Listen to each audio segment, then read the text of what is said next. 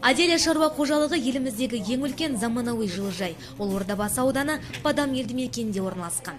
Бастапқыда 5 гектар алқапқа жылыжай кешені салынған. Былтыр Қазагро қаржы акционерлік қоғамынан 2200 миллион теңге қаржы алып, жылыжай көлемін ұлғайтқан.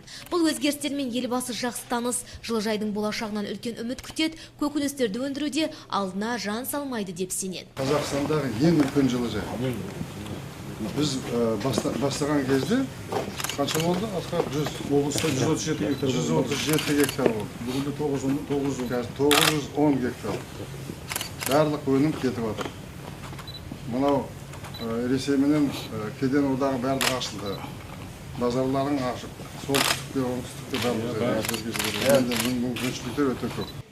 Жылына 9 мыңға жуық көкөніс өндірілетін алқапта 160 адам қызмет етеді. Олардың жалақысы да, күн тәртібі де жақсы. Жылыжай заманауи құрларымен қамтылған. Атап айтсақ, франциялық Ришель компаниясының қондырғыларымен жабдықталған. Индустрияландыру картасы аясында жүзеге асырылған Аделя шаруа қожалығының жылыжай кешенінің өндірістік қуаты күшті. Тек оңтүстік Қазақстанды ғана емес, елімізді көкөніспен қамтуға қауқарлы, ал маусым кезінде шетелге экспорттауға да шамасы жетеді.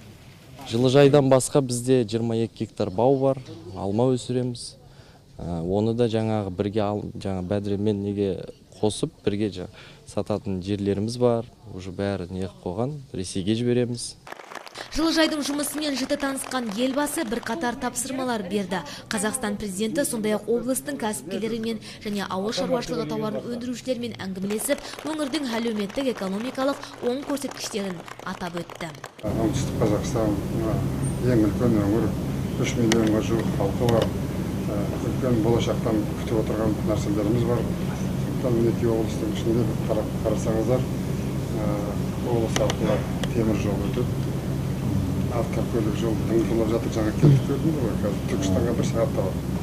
Енді Жамбылмен де қосылады, Қызылордамен де қосылады, ол бар, газ құбыры бар, барлығы бар. Жаңа мен самолеттен келе жатып, анау су қоймасын көрдім, Көксарай, теңіз. Анау қарсы болып, мен жалғыз, мен айтқам осыны істейді. Барлығы қарсы болды, Қызылорда қазір су баспайды, Қызылорданы. Мына жерде қоймамыз бар, күрішті қамтамасыз етеміз. Мына жердегі де біраз жағдайлар жасалып отыр. Дәл осы кездесуде күнгейде жеремген диқандарға жасалған жағдай айтылды. Агроөнеркәсіп кешенін дамытамын дегендерге көрсетіліп жатқан қолдау да сөз болды. 5 жылдың ішінде 2,5 есе өскен өнім.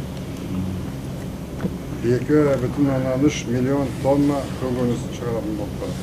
Ең үлкен. Қазақстанда бұндай жер жоқ, бұндай климат жоқ, бұндай жағдай жоқ жасайды. Мына тұрған жеріміз бұдан үлкен жылыжай жоқ елімізде. 16 гектар жерге жылыжай. Мынау кедендік одақтың жағдайы, Евразиялық одақтың жағдайы, шекара ашылып, Ресей қазір ана жақтан келмей жатқан кезде мына жақтан біз бәрін беруіміз керек. Өзімізді түгел қамтамасыз етеміз. Аграрлықтар Нұрсұлтан Назарбаевқа ауыл шаруашылығы саласындағы шағын және орта бизнес кәсіпорындарына көрсетіліп отырған мемлекеттік қолдау үшін ризашылықтарын білдірді. Көрмеге қойылған өнімдермен таныстырды. Оңтүстік Қазақстан облысын қатты көтеретін мәселе. Тамақ ішпейтін дүниеде адам жоқ. Біздің экспортына неміз осы. Тамақ жасап. Көкөніс, алма, ет, сүт. Ауа райы өте қолайлы. Ауа райы қолайлы, бұндай енді тропикалық істемес кетеді ғой, керектердің барлығы сол.